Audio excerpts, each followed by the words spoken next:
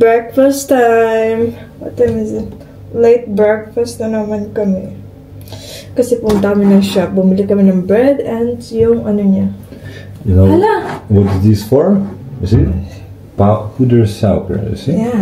Very nice with the olive oil, you see? Oh. That's why. Okay, take your bowl. Olive Oil. It's like oil balls. Papatikim niya daw sa akin yun kasi masarap daw. Tapos lalagyan ng powdered sugar. Where? No, we don't have. Where I'm gonna put that? In the small plate? Yeah. Small plate? Small. How many pieces did you buy? Small plate. 4. Okay. 2.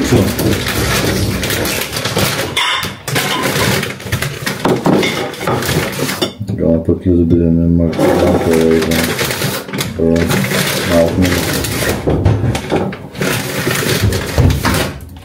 Ito yung olive oil, guys. Ipapainit niya pa wala. I thought we're gonna eat like this.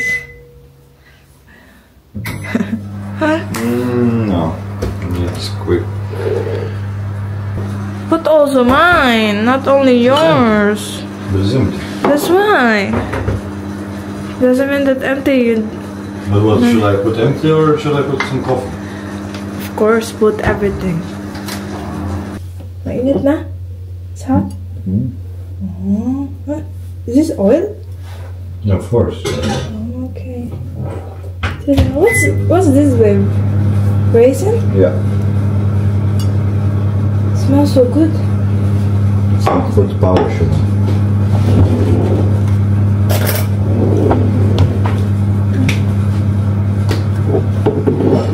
Butter sugar.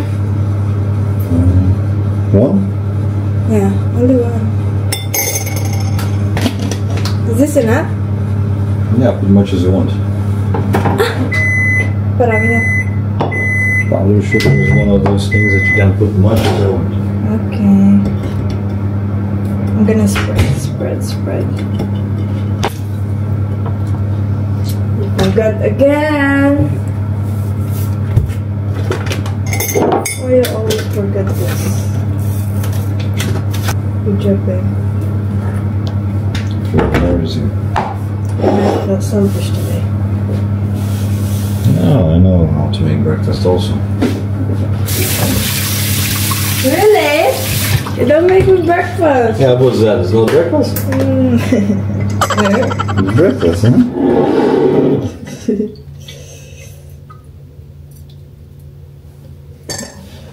Titikman na natin to, guys. Kung masarap. Enjoy. I hope you like it. I hope. Sana masarap. Kasi karamihan ng bread dito, di ko nagugustuhan yun.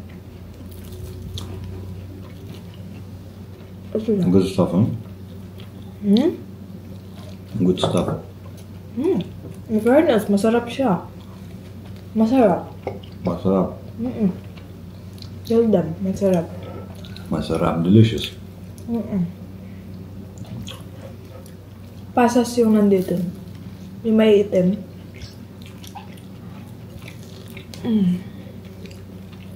And what's this? Raisins. Also? Yeah. Diba? Yeah.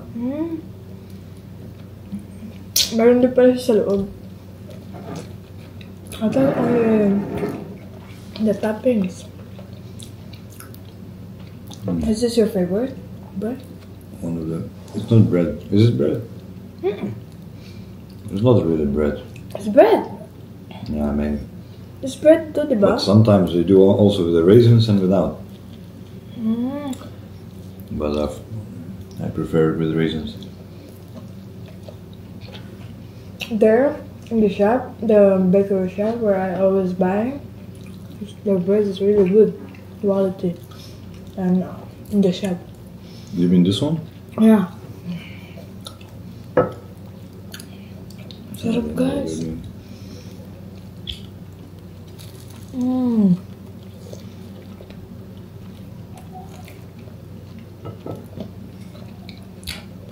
Ito lang yung breakfast namin. Today. O-order siya ng bagong clothes, chef clothes, but color white naman. Kailangan niya kasi may bago siyang workplace. Ayan daw yung kailangan need niya. No? No? Talaga, no? No, talaga no. Can I eat already? Yeah, bread. You gonna bite it or no? Later, after you. Okay. So good, no? No. No? Ang sarap nito, guys. Binili lang niya sa Alberheim. Oh. Cinnamon daw. Yung flavor.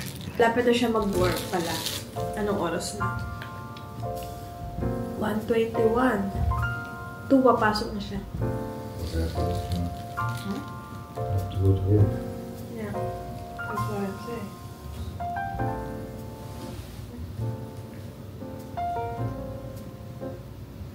Bakit?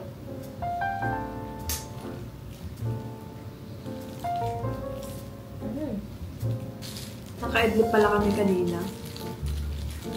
Dito sa couch. Kasi ang lamig. Sobrang lamig. Sarap nitong bread nito. Ito daw yung o-orderin niya. 39 euros. So. And I need also white cap. Is that included? No. Oh, not yet. No, I have to pay also for a cap.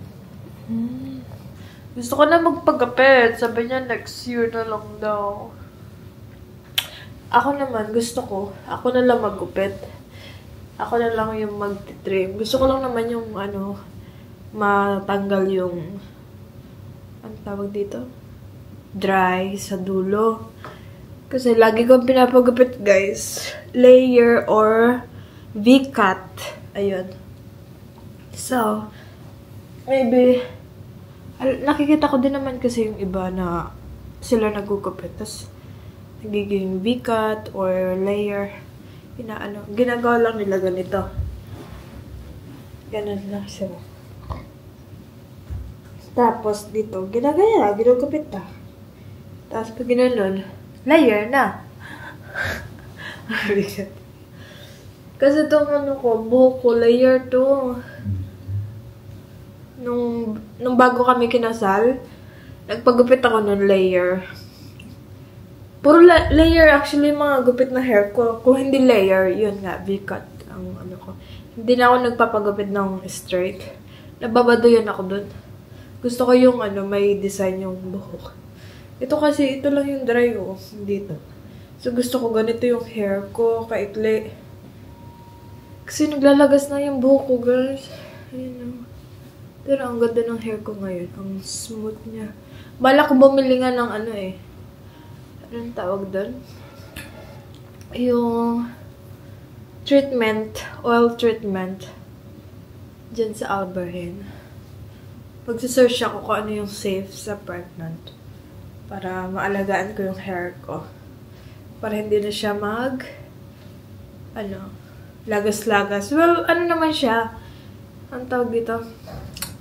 Normal naman yun sa pregnant. Yung naglalagas yung buhok. Pero kasi pag mahaba yung buhok mo, lagi naglalagas talaga. Tapos tamad na tamad din ako magsuklay kasi nga ang haba. Tapos naglalagas lang din. So, yun. Para tipid din siya sa shampoo. No, babe? Right? Yeah. Kahit di naintindihan. Yeah. That's exactly what I'm saying. Did you understand? Yeah. Really? That you didn't use shampoo. Shampoo? Guys, nakapasok na yung asawa ko. So, mag-isa na naman tayo today. And, nag-crave ako ng buldak samyang. Ito siya. Samyang. Namiss ko to. Ngayon na lang ulit ako makakakain. Kasi hindi naman pwedeng everyday. Kasi buntis tayo. So, today is cheat day. So, before that, mag-ano ako ng mga ligpitin. Kasi ang dami na dito. Ito yung favorite part ko actually. Maglagay ng mga dishwasher. Ayan. Marami na naman tayong ligpitin. Everyday, may ligpitin. Oh. Hindi mo na kailangan hugas-hugas. Lagyan mo na lang dito. Tapos, ayan, hugasan yan ah. Tapos may nag-comment nung hindi naman matagal na siya. Yung nag-ano ko ng ganito. Naglalagay ako. Sabi niya, unti lang daw. Bakit daw hindi ko pa hugasan? Wala kaming guys, pagtuyuan. Para saan pa tong dishwasher? Kung maghuhugas lang din ako, di ba? Ayun na. Bakit pa tayo magpapakahirap? Kung may dishwasher naman. Lagay mo lang dito. Dali. Tsaka hindi naman namin ito hinugasan ng unti. Pinupuno muna siya para sulit naman, di ba? Hindi sayang yung tubig. Ano ba kayo? So, ito lang yung nilalagay ko, guys, kapag nagluluto ako ng buldak. Milk, tapos moisturized cheese para safe sa pregnant. Tapos, magpapakulo na tayo ng tubig. Dito. Kumukulo na siya, guys. So, ilalagay na natin tong buldak. Laki niya. Babaliin lang natin siya.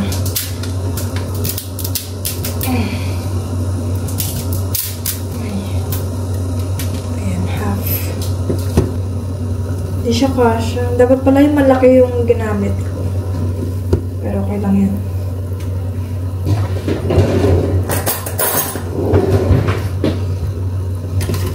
Yun. Tapos ito yung powder. Toppings. Ito guys, hindi ko siya ilalahat kasi sobrang anghang nito. So, kuntian lang natin. Mga siguro a little bit. Kasi lalagyan ko siya ng maraming cheese. Halo-haloin natin. Ayan. Luto na tong noodles, guys. Hindi ko siya masyadong pinalambot para masarap siya kainin. So, ngayon, lalagyan na natin yung milk. Ay! Basic. Ayan. Tapos, ipa-melt natin itong cheese. Gawin nyo din ito, masarap. I swear.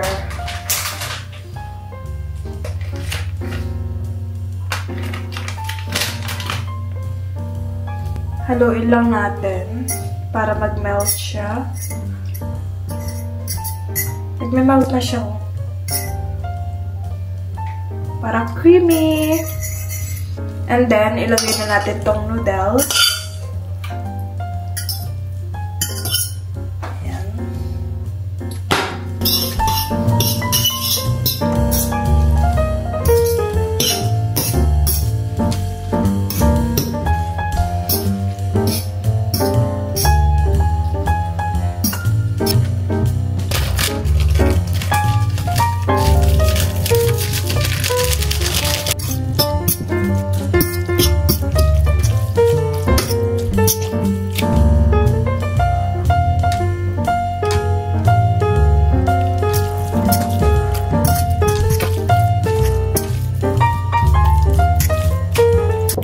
Luto na yung buldak. Ayan, sobrang creamy niya. Oh, sarap. Namiss ko to. Kinikrave ko na to matagal na. At tagal na siya sa ko, naka-restock lang. Ngayon lang ako nagutom. Nag-crave talaga ako sa buldak. So, ayan guys. Mainit pa siya. So, maglalagay ako ng milk. Para in case na maanghang. Ito yung combination. Taste test.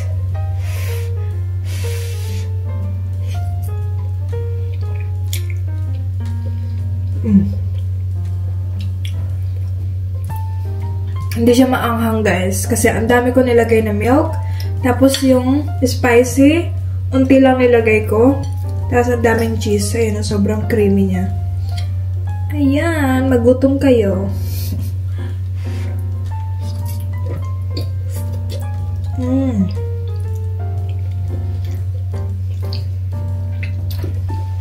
Marami na naman magkawanan dyan. Kumain ka ng healthy foods. Kumakain ako ng healthy foods, guys.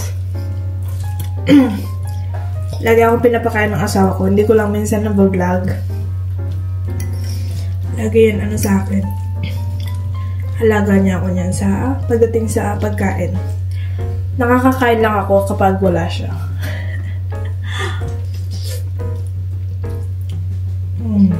Ang sarap.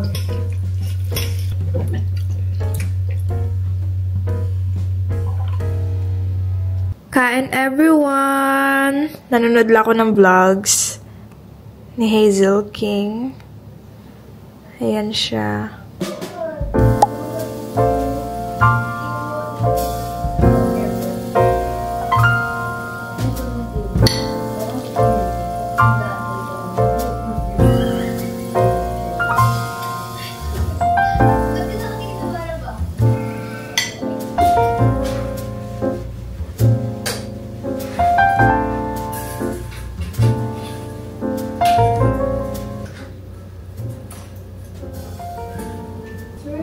It's warm, huh? Yeah. It's cold? It's not cold, it's warm. You're right. Oh, you're right. Yeah, it is.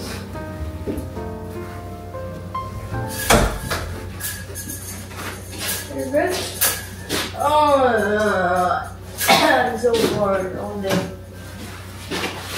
Really? I don't know what to do.